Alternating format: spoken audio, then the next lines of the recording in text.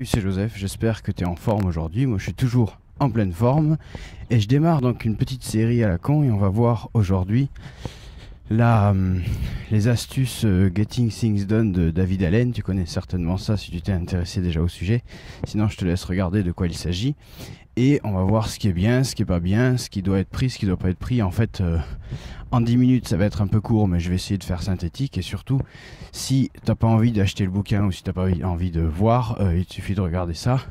Moi c'est ce que j'en ai retenu et ce que j'ai envie finalement de partager avec toi. Donc si on fonctionne pareil, si tu accroches avec ce que je fais, tu vas t'y retrouver dans ce que je vais te proposer là par rapport à cette méthode là. Donc David Allen, qu'est-ce qu'il nous dit? Déjà il y a un truc qui est commun à cette méthode là et qu'on retrouve chez beaucoup des gens qui l'ont essayé, et moi c'est ce que j'ai fait.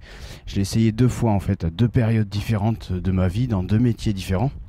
Et ce que j'ai retenu de ce truc là principalement, c'est que c'est un peu quand même une sacrée usine à gaz, et que au bout de rapidement, en fait même pas au bout de, c'est rapidement, tu te retrouves avec un système très complexe qui te prend beaucoup de temps finalement à gérer, et ce temps là il serait meilleur, il serait d'une meilleure efficacité. Alors je marche aussi en même temps, donc peut-être des fois je vais respirer un peu bizarre, ok. Il serait peut-être mieux utilisé à faire des tâches plutôt qu'à gérer tes actions et tes machins. Donc qu'est-ce qu'il nous dit David Allen? Il nous dit de faire des listes, des systèmes de listes. Donc ça c'est intéressant, c'est quelque chose que je pratiquais déjà. Ah oui, voilà, il y a ça aussi que je voulais dire par rapport à David Allen, c'est que, alors j'ai rien contre ce monsieur, au contraire je le respecte beaucoup parce qu'il a fait de très bonnes choses, et cette méthode elle est très bonne, mais le côté révolutionnaire un peu, c'est un peu du marketing, on va dire, comme toutes ces méthodes là, parce que finalement il a regroupé toutes des choses qui sont déjà existantes, il les a organisées à sa façon et il te les présente. Voilà, en fait, donc les systèmes de listes, ça existait déjà. Et il y a des choses comme le système de choisir les actions. Par exemple, une action de moins de 2 minutes, elle est à faire immédiatement. Ben ça existait déjà également. Il se l'accapare un petit peu, mais ça existait déjà également, c'était bien connu. Et c'est vrai que ça fonctionne bien. Alors qu'est-ce qu'on va retenir là-dedans? On va retenir les systèmes de listes. Donc faire des listes. Alors des listes, je suis pas forcément trop fan de faire ça, ou sinon pas autant que lui il le propose. Lui il te propose de faire plein de listes. À chaque fois qu'il y a un nouvel item qui t'arrive, tu fais une nouvelle liste. Mais ça c'est problématique parce que du coup tu as 1 milliard de listes à gérer. Donc il vaut mieux faire, selon moi, 2 listes. Une liste de choses que tu veux faire maintenant tout de suite, et une liste de choses que tu veux faire un jour peut-être. Et ça j'en reviens... on en parle vraiment plus en détail dans le programme Saute dans cette eau glacée. Donc tu trouveras les détails en bas de cette page ou dans la description. Si tu veux vraiment t'y intéresser, tu trouveras ça facilement. Donc les listes, ça c'est une première étape. Donc la liste de choses à faire immédiatement, ou à faire dès que possible, ou à faire rapidement, ou de projets, etc. Et une liste à faire un jour peut-être. Alors ça c'est l'antichambre presque de la corbeille. C'est les trucs que t'as pas envie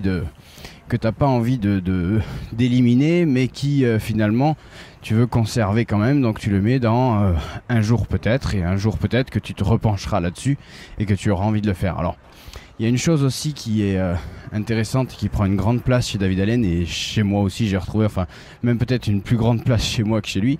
C'est alors je suis pas du tout en train de me comparer à lui, j'ai pas du tout la prétention d'être à son niveau, loin de là. Et c'est la corbeille, la poubelle, supprimer, éliminer, jeter, virer autant que possible, et tout ce qu'il est possible d'éliminer. Ça c'est vraiment un truc important. Alors maintenant on a 2 listes. On a une liste de trucs à faire tout de suite et une liste de trucs à faire un jour peut-être. C'est tout.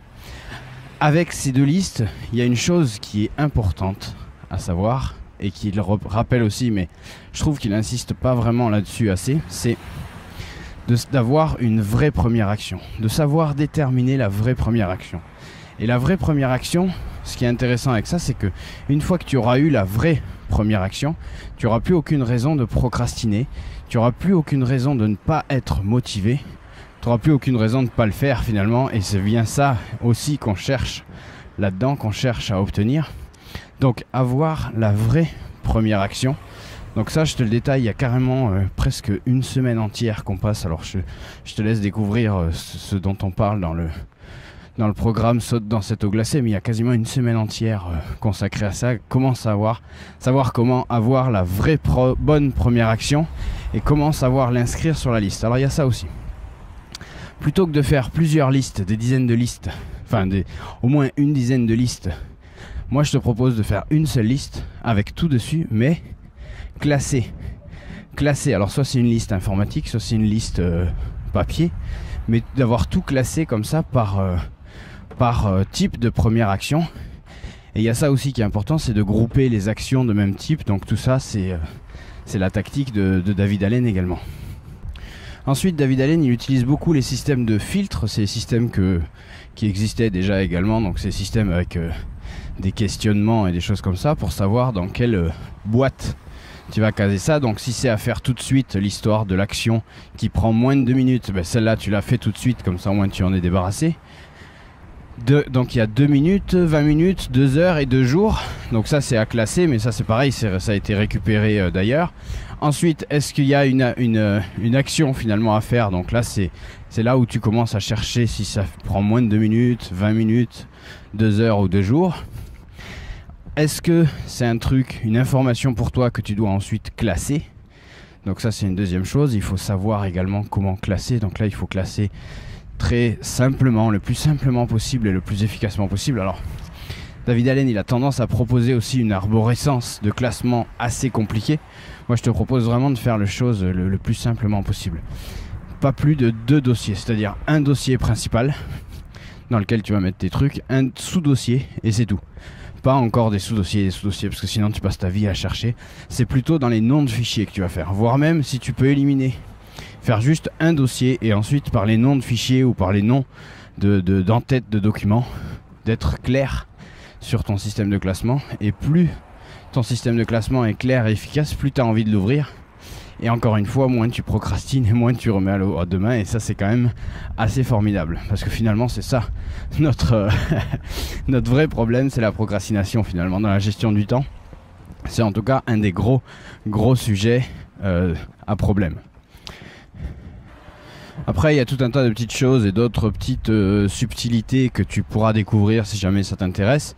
Maintenant, tu n'es pas forcément obligé de capter le livre complet de David Allen. Tu peux trouver des résumés, des choses comme ça. Alors je suis pas en train de te dire de siphonner son ouvrage et de pas le payer pour ce qu'il a fait, pour ce qu'il a créé, mais malgré tout ça, tu peux quand même trouver des choses intéressantes sans forcément avoir le bouquin sous les yeux. Donc en ligne, tu trouveras des genres de résumés et des trucs comme ça. Mais voilà moi ce que j'en ai retenu. Alors j'ai peut-être oublié un truc ou deux, mais dans l'ensemble c'est vraiment ça. Si tu veux savoir comment déterminer une vraie... quelles sont les composantes finalement d'une vraie bonne première action et comment la déterminer, je te propose de rejoindre le programme Saute dans cette eau glacée. Donc c'est entièrement gratuit. Alors il y a une partie entièrement gratuite, une partie où je propose des produits, mais ces produits là sont payants, mais il y a une possibilité aussi de les trouver gratuitement, donc il n'y a pas de problème, tout est expliqué. Tu trouveras ça en description ou en bas de la page. C'est à toi de trouver ça. Sur ce, finalement, tu vois, j'ai voulu tellement synthétiser que je suis arrivé largement en dessous des 10 minutes pour te parler de cette méthode là, et donc on en a déjà terminé là tout de suite. Donc je te laisse découvrir tout ça. Si tu veux aussi laisser un commentaire, une question, ça sera avec plaisir, il n'y a pas de problème. Je réponds systématiquement. Et je te rappelle que chaque matin, tu as plus de 15 heures devant toi. Choisis tes priorités.